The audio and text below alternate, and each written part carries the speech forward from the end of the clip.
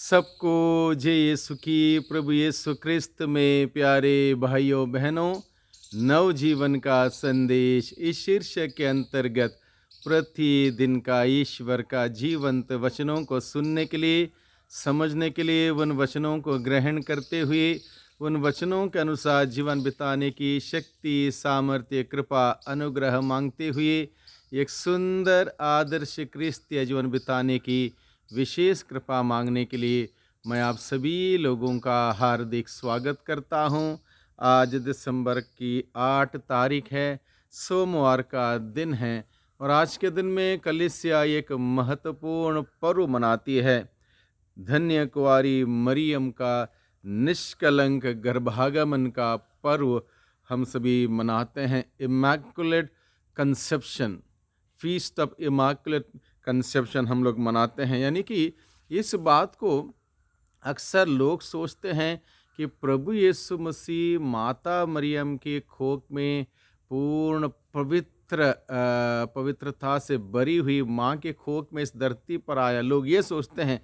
ये पर्व का अर्थ ये नहीं है। इस पर्व का अर्थ ये है, स्वयं माँ मरियम अपने अपने माता अन्ना के कोख में हर प्रकार के पापमय कलंक से ईश्वर की आदि अनादि योजना के तहत हर प्रकार के पाप के कलंक से मुक्त होकर अपने माँ अन्ना के गर्भ में आई। ये पर्व वो है, यानी कि निष्कलंक मरियम का निष्कलंक गर्भ में आगमन का पर्व। यानी कि पहले जब माता मरियम अपनी माँ की कोख में आई, उस वक्त से वह आदि पाप के कलंक से और अन्य सभी पाप के कलंक से ईश्वर ने उनको मुक्त रखा।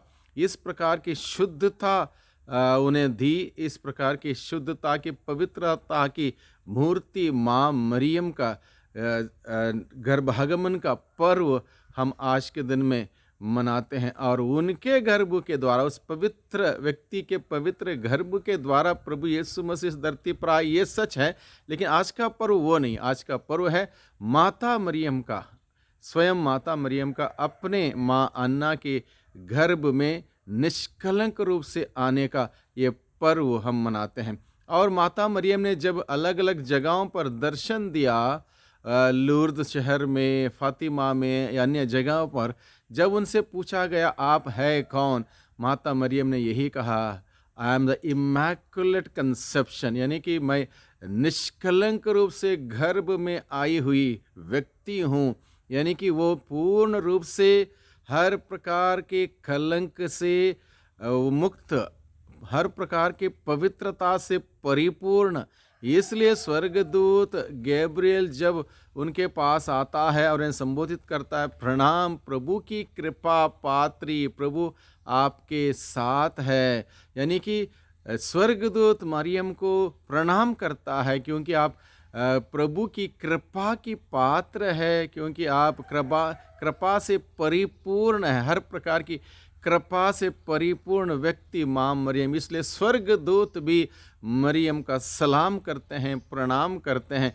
इसलिए आज का ये पर्व हम सबों को यह सिखाता है, जैसे कि आज के दूसरे पार्ट में अगर हम देखें, वहाँ पर ईश्वर सभी मानव जाति के सामने एक लक्ष्य रखता है, जो ईश्वर ने निर्धारित किया एक लक्ष्य। वो लक्ष्य हम सबों के सामने रखा है, जो कि हम लोग एफेसियों के नाम के पत्र अध्याय 1 पद संख्या 3 से 6, 11 से 12 के उस प्रसंग में हम लोग पाते हैं। इस प्रसंग में मुख्य रूप से ईश्वर क्या कहता है। ईश्वर ने संसार की सृष्टि की रचना करने से पहले हम सभी लोगों को मसीह में चुना और हम सबों के लक्ष्य ये दिया कि हम सभी पवित्र तथा निष्कलंक जीवन बिताएं। ईश्वर के द्वारा मनुष्य के लिए निर्धारित योजना और लक्ष्य यह कि हम ईश्वर की दृष्टि में पवित्र तथा निष्कलंक जीवन बिताएं। उसके लिए हमें प्रभु यीशु मसीह में संयुक्त होकर उसके वचनों को सुनकर उसके अनुसार जीने की ज़रूरत है। ये लक्ष्य ईश्वर ने सभी मानव जाति के लिए निर्धारित किया कि हम सभी ईश्वर के दृष्टि में पवित्र और निष्कलंक जीवन बिताएं, और उसके लिए हमें प्रभु यीशु में संयुक्त होना बहुत ही ज़रूरी है। और हम आज के पहले पार्ट में देखते हैं, मनुष्य गलती करता है, गलती करने के बाद उस गलती को विनम्रता से स्वीकार नहीं करता, बल्कि उसका जस्टिफिकेशन करता है, उसका कारण बताता है और अलग अलग लोगों पर अपना दोष लगाता है, यानी कि अपनी अपनी गलती स्वीकार नहीं करता, दूसरों को दोषी ठहराता है।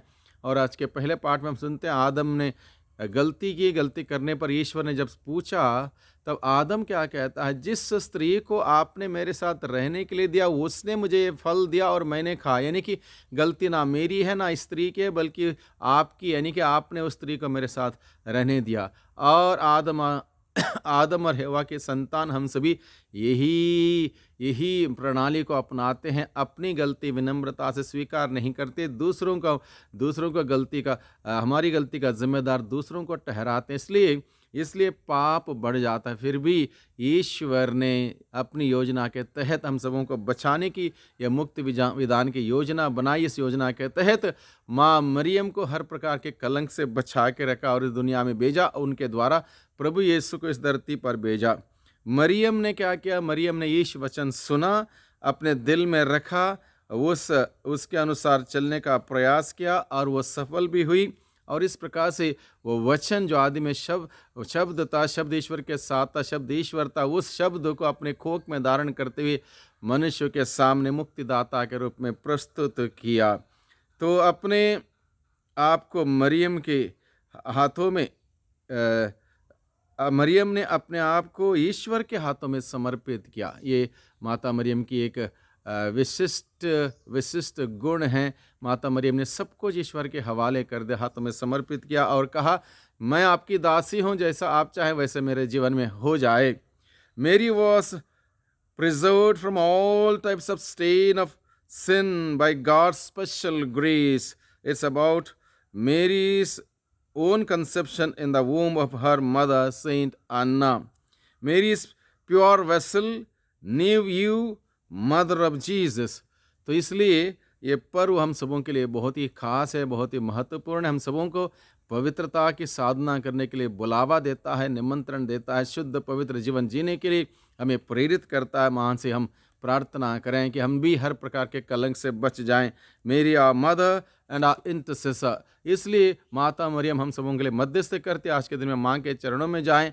आसान नहीं, हम सबों के इस धरती पर जीवन बिताते होते कितने सारे प्रलोभन, कितनी सारी बुराई का जाल हर जगह पर बिछा हुआ है और हम सभी इसमें आसानी से बच नहीं सकते। इसलिए माता मरियम के मध्यस्थ मांगें। वो माँ हम सबों को सिखाएगी पवित्र जीवन बिताने के लिए, शुद्ध जीवन बिताने के लिए, एक नेक क्रिस्ती आदर्श जीवन बिताने के लिए माँ की मध्यस्थता मांगें, ताकि माँ की मध्यस्थता पाकर हम एक सुंदर क्रिस्तीय जीवन बिताने वाले बन सकें। प्रभु की आशीष बरकत हम सबों को निरंतर मिलती रहे। सबको धन्यवाद। सबको जय यीशु की।